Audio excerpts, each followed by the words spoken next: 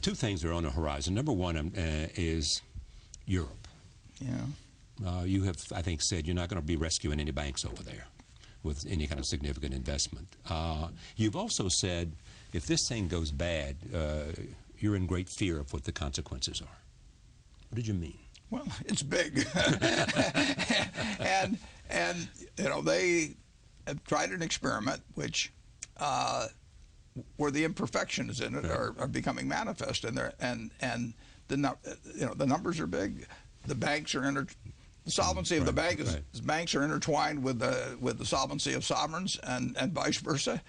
And they have found that while they melded into a single currency for 17 countries, they didn't meld the culture, they didn't meld fiscal policies, all kinds of things. Yeah. So they either have to come closer together in a major way, or they have to separate and give up on the euro.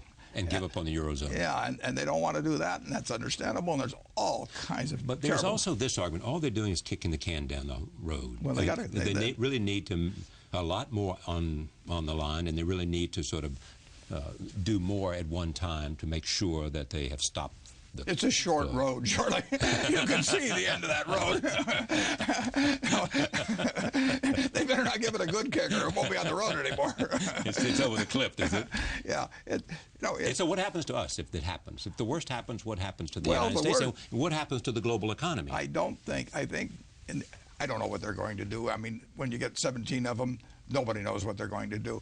And politics enter into all kinds of things. But if you ask me, the most likely thing that in the end they will decide to print money, which they've got a lot of problems doing because they do have this common currency. But when politicians face almost insuperable problems, and it looks like they can solve it by printing money, I think they will do it. I think they will to the extent they need to. They will help the banks. But I don't know what I don't want to. That's not a prediction. That's my best guess. Yeah. But the hour is late. It's late. It's very late, and it's very late. Yeah, their banks were encouraged to load up with sovereign debt because there were no capital requirements against them, and it gave them the chance to leverage further and increase the earnings per share a little bit, so they just loaded up with them. And they thought that they were all good credits because they all belonged to this union, and they're finding out that isn't true. What did you see a year or so ago when you got out of European sovereign debt? I saw where the can was going. No, I really did. But I mean, did you see it and other people didn't see it? Well, no, I think people saw it, but didn't. It's a little like our own situation back in 2006 and 2007. Everybody sort of saw it, but you kind of thought, well... Well, I don't know that they all saw it, but I don't think they understood it. I mean, I think part of the problem was that these people didn't understand it. Well, you mean the subprime crisis? Well, you think I'm wrong about that? They saw it? I think people had kind of an uneasy feeling, a lot of people, but they thought, they were like Cinderella at the ball. I mean, that was the analogy they used, you remember? The Citibank executive said, as long as the music's playing, you have to keep dancing. Right. That was the classic. That's right, and he probably thought it was all going to turn to pumpkins and mice at midnight, but he didn't think it was midnight, and he thought he'd get out ahead of time. He's not the only one. There was a lot of that. And listen, I made a lot of mistakes in that respect. I mean, and I saw certain things taking place, but I didn't take strong enough action in many cases. I'm as guilty as anybody.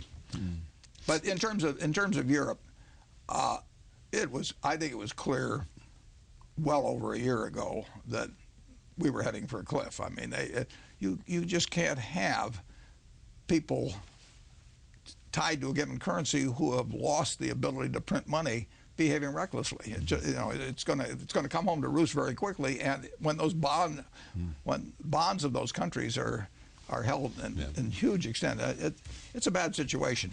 So on the other hand, it won't end the world, Charlie. Europe isn't going to go away. Europe will be stronger 10 years from now for sure than it is now. I don't know how much agony it's going to go through in between. It'll be a great market for goods. There'll be great. But is the answer austerity? I don't know.